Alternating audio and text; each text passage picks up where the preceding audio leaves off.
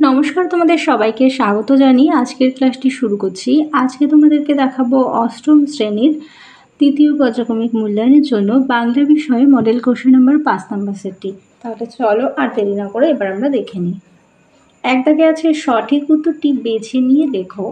একের এক, সুভাষচন্দ্রের মধ্যে বন্দি দশায় সাধারণত একটা জাতীয়তাবাদী ভাব মানুষের অন্তরে শক্তির সঞ্চার করে। একের দুই, কি কাম করো উদ্দিষ্ট ব্যক্তি পেশায় ছিলেন, উত্তর হবে নায়ের মাঝি। একের তিন, হরিচরণ বন্দ্যোপাধ্যায় বঙ্গীয় শব্দকোষ রচনায় যার নির্দেশে প্রবৃত্ত হন তিনি হলেন, এখানে দেখো অপশানে ছিল না, তোমাদেরকে বইতে দেখাচ্ছি। হরিচরণ বন্দ্যোপাধ্যায় মশাই যখন রবীন্দ্রনাথের নির্দেশে বঙ্গীয় শব্দকোষ রচনায় প্রবৃত্ত হন, তাহলে এখানে উত্তরটি হবে রবীন্দ্রনাথের নির্দেশে। তাহলে এখানে তোমাদের নেই, তো এটা রবীন্দ্রনাথ হবে।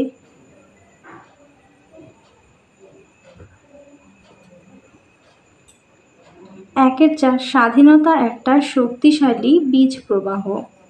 একের পাঁচ, উপান্তের শহরগুলি কি করে জেগে উঠবে, উত্তর হবে সার রা করে। ছয়, মাসি পিসিদের বাড়িতে অনেকগুলো পেট কিন্তু রোজগার সামান্য। একের সাত, ভারত সরকার তাকে পদ্মভূষণ উপাধি দানে সম্মানিত করেন। এই বাক্যের ক্রিয়ার কালটি হলো, উত্তরটি হবে পুরাঘটিত বর্তমান কাল, কারণ এই কাজটি শেষ হয়ে গিয়েছে কিন্তু তার ফল বর্তমানে এখনো রয়ে গেছে, তাই সেটা পুরাঘটিত বর্তমান কাল। তারপরে দেখো, যে ক্রিয়া এখন সংঘটিত হচ্ছে তাকে বলা হয় নিত্য বর্তমান। একের নয়, বিকাল গ্রেটার দেন বিকেল, এটি প্রগত স্বরসঙ্গতির উদাহরণ। একের 10, সমাস শব্দটির অর্থ হলো সংক্ষেপ। একের 11, গণ্যমান্য সমাস হলো সাধারণ কর্মধারায় সমাস। এবার চলে যাই 2 দাগে, নিচের প্রশ্নগুলোর উত্তর দাও। 2-এর 1 দাগে আছে আদাব গল্পে কোন নদীর প্রসঙ্গ রয়েছে, উত্তরটি হবে বুড়িগঙ্গা। 2-এর 2, মান্দালয় জেল কোথায় অবস্থিত? তৎকালীন বৃহত্তম ইংরেজ ঔপনিবেশ ভারতের সঙ্গে সংযুক্তির কারণে বন্দীদের বার্মা মুলুকে নির্বাসনে পাঠানো হতো। বার্মা তথা আজকের মায়ানমারে অবস্থিত ছিল। 3, শুভা গল্পে কে শুভাকে সু বলে ডাকত? গ্রামেরই গোসাইদের ছোট ছেলে প্রতাপ। 2-এর 4 দাগ, শুনে শুনে কান পচে গেল, কি শুনে কান পচে গেল? সময় আসলে সব কিছু পাওয়া যাবে, সব আশাই পূর্ণ হবে, এই কথা শুনতে শুনতেই কান পচে গেল। 2-এর 5, শিকল পরা ছল বলতে কবি প্রকৃতপক্ষে কি বোঝাতে চেয়েছেন? কাজী নজরুল ইসলামের রচিত শিকল পরার গান কবিতায় শিকল পরা ছল বলতে কবি এই সংগ্রাম কৌশলকে বুঝিয়েছেন, যেখানে ব্রিটিশের তৈরি শিকল পরেই ভারতীয়রা পরাধীনতার শিকলে ভেঙে টুকরো টুকরো করে ফেলবে। পরের প্রশ্ন দেখো 6 দাগে, ঘুম পাড়ানি মাসি পিসি রাত থাকতে ওঠে।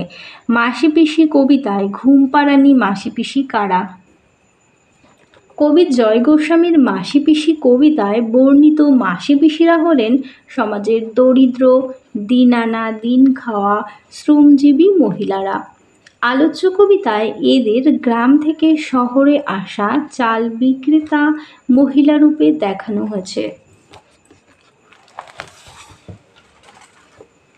2-এর 7 দাগ, সন্ধি ও সমাসের একটি পার্থক্য লেখো। সন্ধিতে পরস্পর সন্নিহিত দুটি ধ্বনি বা ধ্বনি সমূহের মিলন ঘটে, আর সমাসে অর্থ সম্বন্ধযুক্ত একাধিক পদের মিলন ঘটে, এক পদীকরণ সম্পূর্ণ হয়। 2-এর 8, নিত্যবিত্ত অতীত বলতে কি বোঝায়, একটি উদাহরণ দাও। অতীতে কোনো কাজ নিয়মিত হয় বোঝালে নিত্যবিত্ত অতীতকাল বলে, যেমন রেশমি সপ্তাহে 3 দিন সাঁতারে যেত।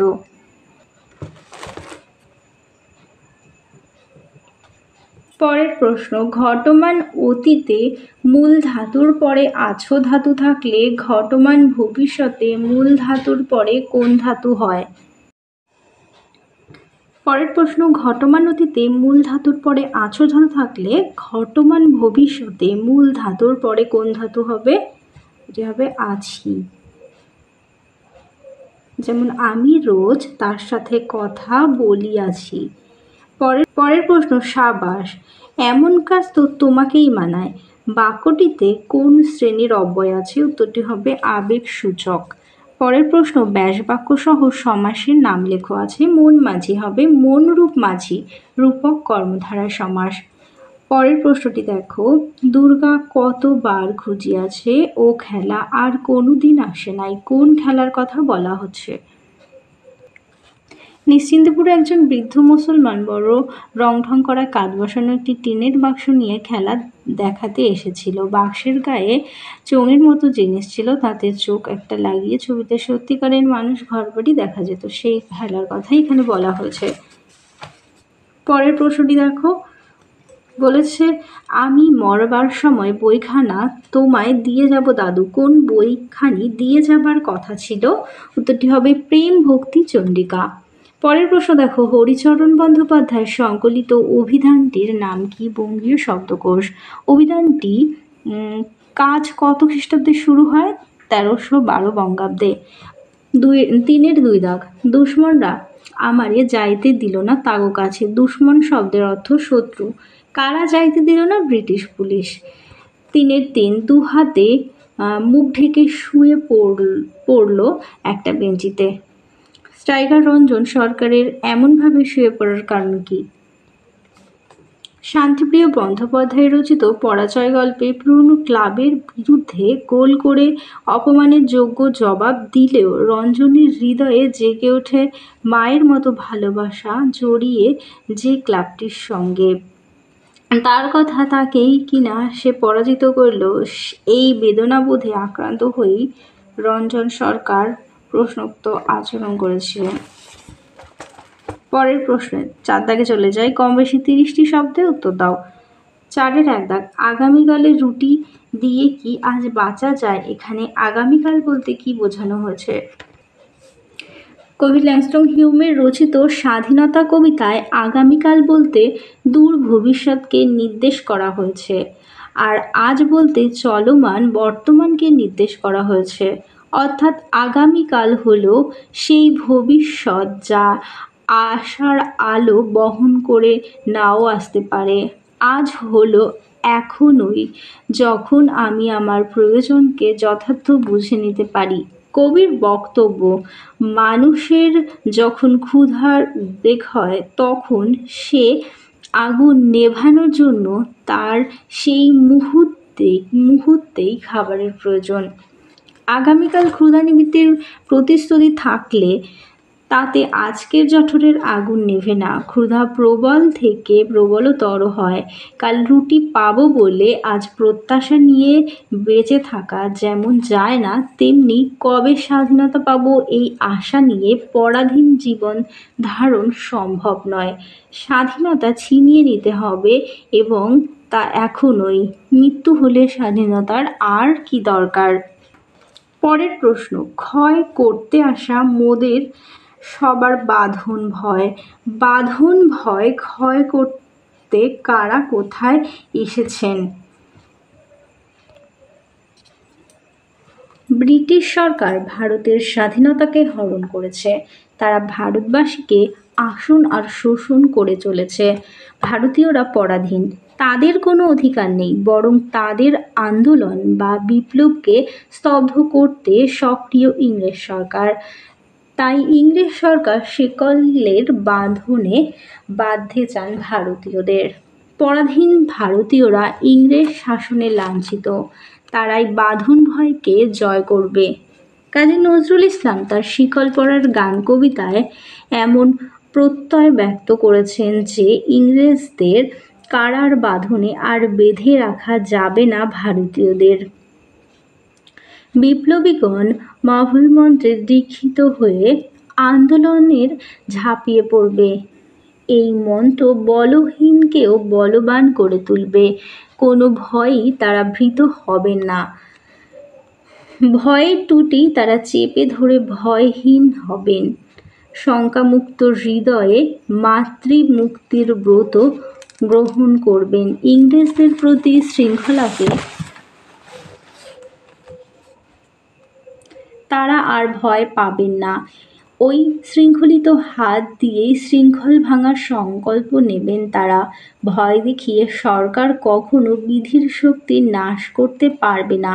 বিপ্লবীরা ভয় নামক ভূতকে দমন করবেন। তারা কারাগারের লৌহ কপাট ভেঙে টুকরো টুকরো করে বিজয়কে ছিনিয়ে আনবেন। 4-3 অনেকগুলো পেট বাড়িতে। এখানে পেট শব্দটি কী অর্থে ব্যবহৃত হয়েছে?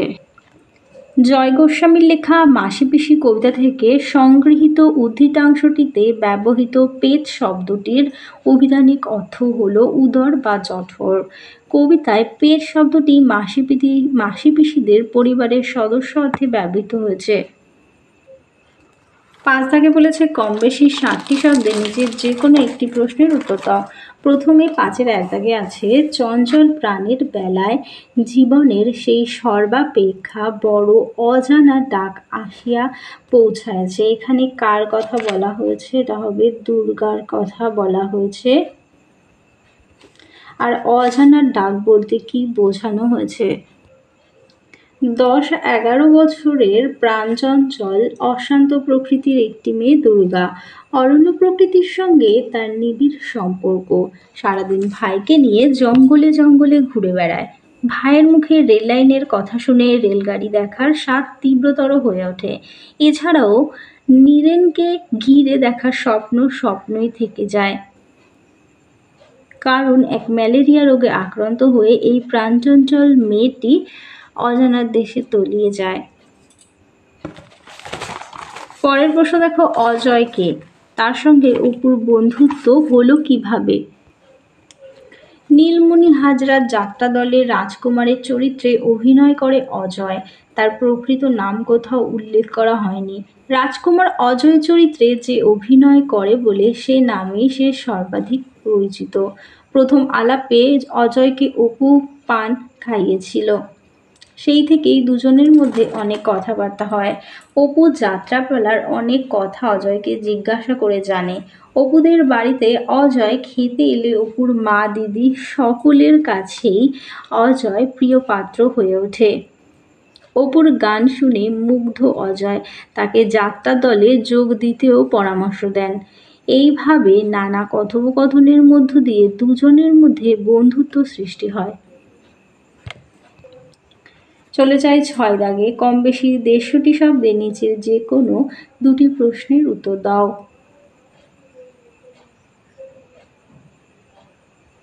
6-1 মার্টিডম শব্দটির অর্থ কী? এই শব্দটি উল্লেখ করে বক্তা কী বক্তব্য রেখেছেন? মার্টিডম শব্দটির অর্থ হল শহীদের যন্ত্রণা। বন্ধু দিলীপ রায় তার চিঠিতে সুভাষচন্দ্রের অকারণ বন্দিত্বকে মার্টিডম বলে অভিহিত করেছেন। সুভাষচন্দ্র স্বীকার করে নেন তার প্রতি বন্ধুর গভীর অনুভূতি ও প্রাণের মহত্বকে, কিন্তু এই প্রসঙ্গে বলেন তার যেটুকু হিউমর এবং প্রপোর্শন জ্ঞান আছে তাতে নিজেকে মার্টিয়রম বলে মনে করার কোনো স্পর্ধা নেই। স্পর্ধা বা আত্মগম্ভীরতা জিনিসটা তিনি এড়িয়ে চলতেই চান। তাই তার মনে হয়েছে মার্টিয়রম জিনিসটা তার কাছে এক মহৎ আদর্শ ছাড়া কিছুই নয়। পরের প্রশ্ন দেখো, হিন্দু মুসলমান সম্প্রীতির আবহ আদাব গল্পে কিভাবে রচিত হয়েছে তা বিশ্লেষণ করো। প্রখ্যাত কথা সাহিত্যিক সমরেশ বসুর আদাব গল্পটি সাম্প্রদায়িক দাঙ্গার পটভূমিকায় রচিত। গল্পের শুরুতে গল্পকার দাঙ্গার ভয়াবহতা, দাঙ্গা পরিস্থিতির আবহ রচনা করেছেন বটে, তবে পরবর্তী ক্ষেত্রে দুটি সম্পূর্ণ অপরিচিত ভিন্ন ধর্মের মানুষের মধ্যে আত্মিক মিলনের মধ্য দিয়েই তিনি একটা দাঙ্গা বিরোধী পরিস্থিতির বর্ণনা করেছেন। পরিবেশ ছিল অসম্প্রতির। দাঙ্গা চারিদিকে আগুন জ্বালিয়েছে, বস্তি জ্বলছে, মানুষের মৃত্যু চিৎকারে আকাশ বাতাস মুখরিত, রাস্তাঘাট ফাঁকা, রাত্রির নিস্তব্ধতা, খান খান করে মিলিটারি টহলদার গাড়ি ছোটাছুটি করছে, শহরে কারফিউ 144 ধারা। এই গল্পের তীব্র ভয়ার্ত পরিবেশ, হিন্দু মুসলমানের পারস্পরিক অবিশ্বাস, দাঙ্গার আগুন সব মিলিয়ে যে অসাম্প্রদায়িক বাতাবরণ তৈরি হয়েছিল, লেখক সেখানে দুটি ভিন্ন ধর্মের ভয়ার্ত মানুষের মানবিক প্রয়োজনের কাছে এসেছেন।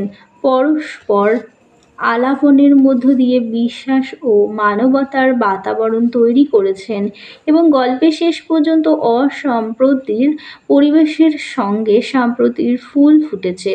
যদিও গল্পের শেষে মুসলমান নায়ের মাঝির বীভৎস মৃত্যু সংঘটিত হয়েছে, তবুও তাকে ভয়ানক মৃত্যুমুখী পরিস্থিতিতে সদ্য পরিচিত সুতাকলের হিন্দু মজুরের মতে সম্প্রতির আবহ আরও জোরালো হয়েছে।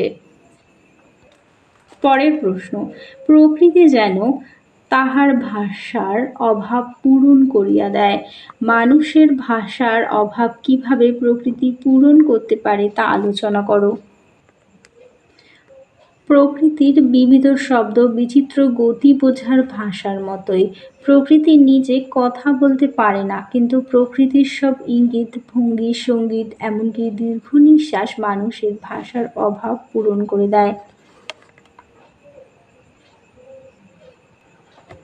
7 দাগে বলেছে 150টি শব্দে নিচের যে কোনো দুটি প্রশ্নের উত্তর দাও। 7-এর 1 দাগ, ঘেঁষবেন না ওদের কাছে। এই সাবধানবাণী কে উচ্চারণ করেছেন? ওদের বলতে কাদের কথা বোঝানো হয়েছে? ওদের কাছে না ঘেঁষার পরামর্শ দেয়া হলো কেন?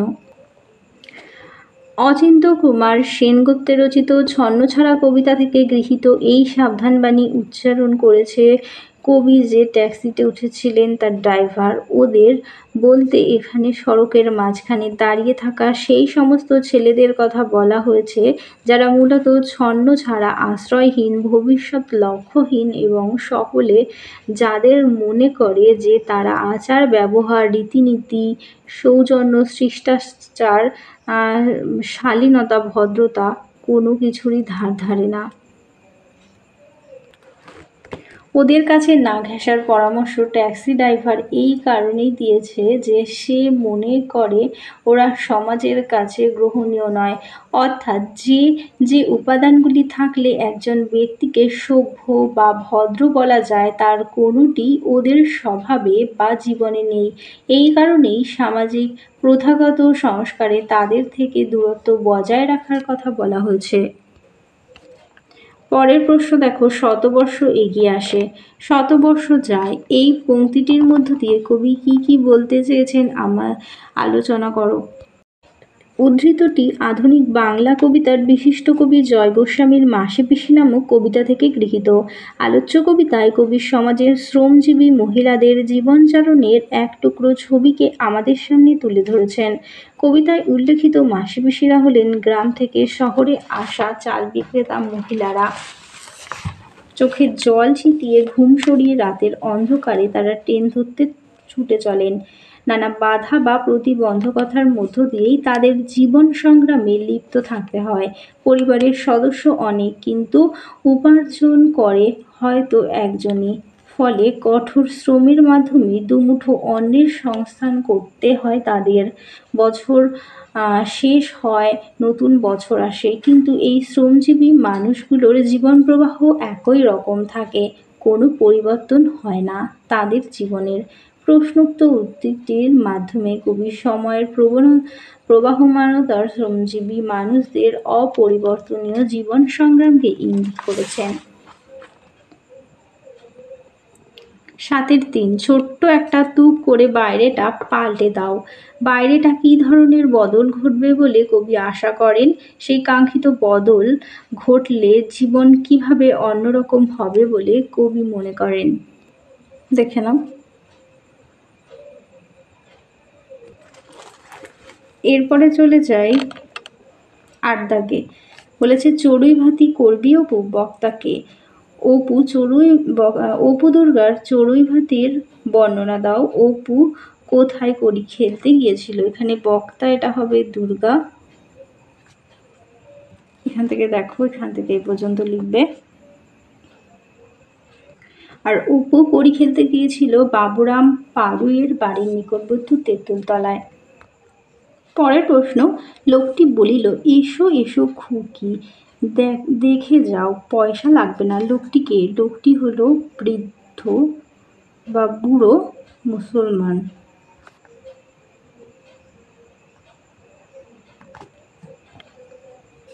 সে কোথায় খেলা দেখাচ্ছিল? তোটি হবে জীবন চৌধুরীর উঠোনে।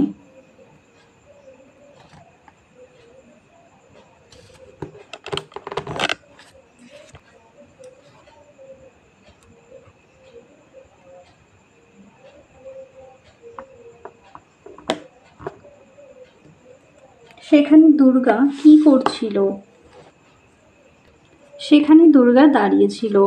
বক্তার কথা শোনার পর দুর্গার কেমন অবস্থা হলো এবং সে কি করলো?